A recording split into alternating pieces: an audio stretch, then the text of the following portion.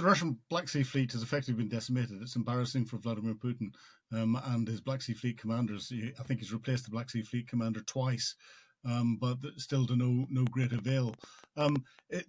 The way they've operated has shown probably the state of the whole of the Russian Navy, in that they've been quite fixed in their tactics, easy for the Ukrainians to identify weaknesses in it, and they lack experience and lack flexibility.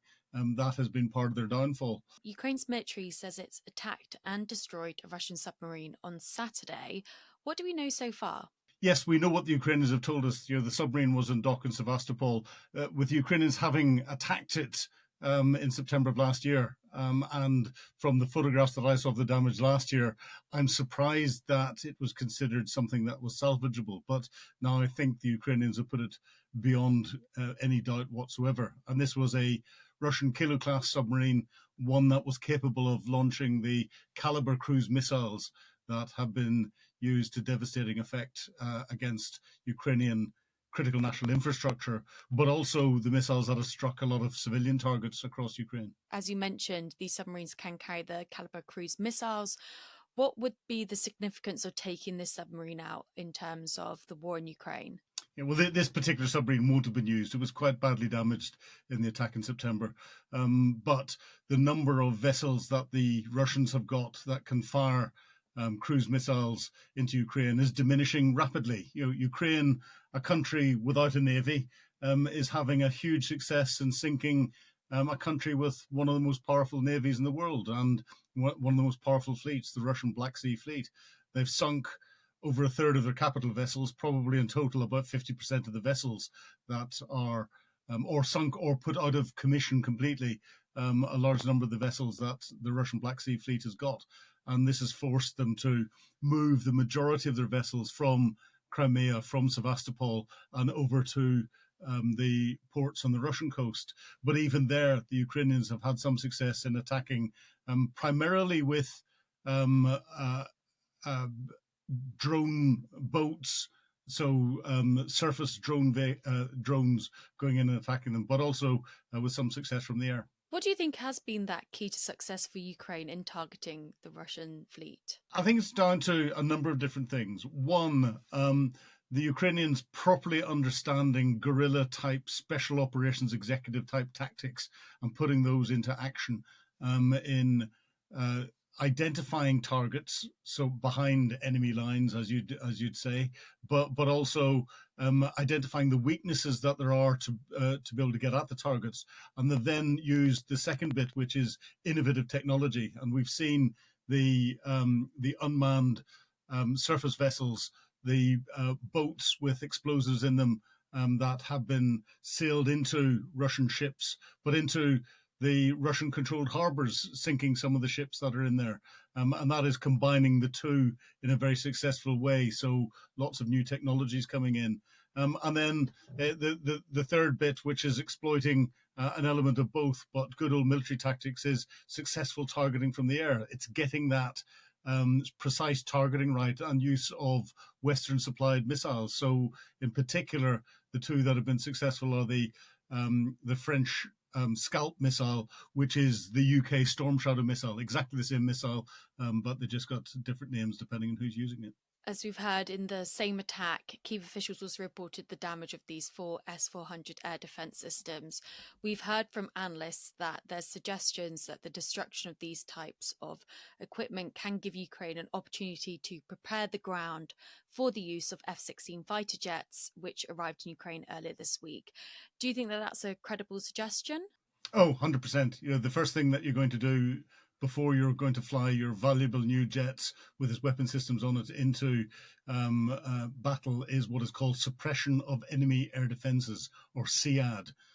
That is usually done through indirect means, so what we're seeing here with missiles, or you've got special aircraft with SEAD packages on them, and some of the missiles that the F-16s have got will be anti-radiation missiles, so they can destroy the radars of anti-aircraft batteries that are pointing at them. But the more you can destroy before you fly these new valuable assets into the area, the safer it is for the pilots and for the platforms. The thing that we're going to have to bear in mind is at some stage the Ukrainians are going to lose an F-16.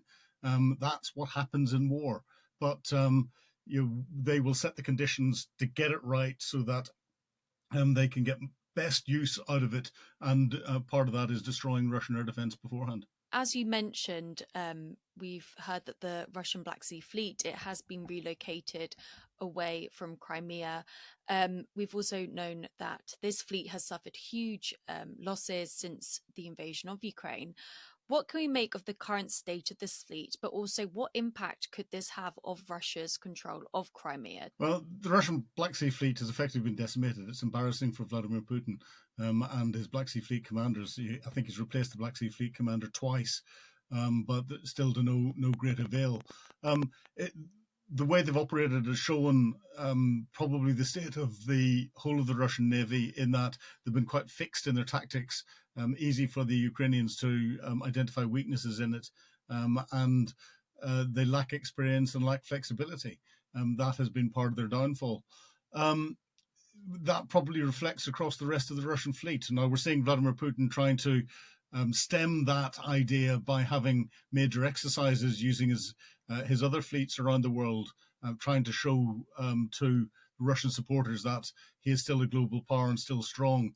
But anyone who's doing proper analysis can see through that. It's significant when it comes to the control of Crimea. Ukraine is slowly but surely wearing away those elements that are controlling. The Black Sea Fleet, it's removed its influence. The air defense batteries, we see that happening. The control of water, since the dam was blown up last year, that has caused water problems going into Crimea and elsewhere. And Ukraine is trying to retain or regain the ability to properly control what's going in from an irrigation perspective. And then we're seeing commando raids and other things going into Crimea. The Ukrainians are keeping the Russians busy trying to maintain a degree of security in an essential area in the rear area for basing a lot of their aircraft, their helicopters, and their logistic supplies. Of course, we've got the Kerch Bridge that is still open. Ukraine successfully closed it earlier on in the conflict. I would expect that when Ukraine is ready to do something into Crimea again, it will take every effort to try and close that bridge once again. And when do you see that happening? Do you think there's early signs of that? That's the $6 trillion question. I think we're well beyond millions of dollars now in things. It's not going to happen this year. The Ukrainians are not in a position to properly set the conditions for that. Their pilots, they just had the first 6 or 10, depending on who you listen to, F-16s delivered. Their pilots need to get used to operating them in their area of operations. They need to understand how the Russians are going to respond to it, and they are going to be the highest priority target for the Russians to try and destroy. But 10 of them still isn't enough for the Ukrainians to create local air superiority for them then to properly exploit their ground forces or other forces moving into different areas. So I think the rest of this year will be a consolidation year for the Ukrainians, stopping the very, very small advances the Russians are making on the front line and potentially pushing them back, but continuing to weaken them from behind as much as possible, whilst the Ukrainians build up their stocks of more Western weapon systems, more F-16s coming in as they get the pilots trained and they get the missiles and the aircraft themselves in, but also more tanks, armored vehicles, infantry fighting vehicles, and all the rest of it, so that any opportunity to create that air superiority bubble can be properly exploited by ground forces as well. That takes a lot of time and a lot of practice, and we'll see the F-16 pilots practicing with their ground forces in different areas as they begin to plan for this. 2025, I think, will be the decisive year for Ukraine when it comes to restarting their counteroffensive. And last week we saw that Russia conducted a large-scale naval drill.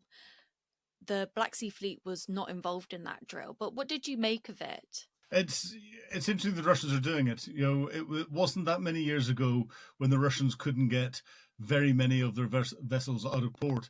So what it's showing to the world is that they have put a lot of effort into getting their navy, their global navies, up to a higher standard. But I think this is more of a PR message from Vladimir Putin to his supporters, to the Chinese, to the Iranians, to the other BRICS nations, saying we are still a global power. Look, we can put all of these ships out in a major exercise, major set of maneuvers. That doesn't necessarily mean that they work, that they know how to do what they need to be doing. It just shows that he can get a number of them out to sea in preset naval maneuvers. But it is an important diplomatic message for him to send. And the fact that he can still do it, I think, suggests that the Russian military capability hasn't gone away.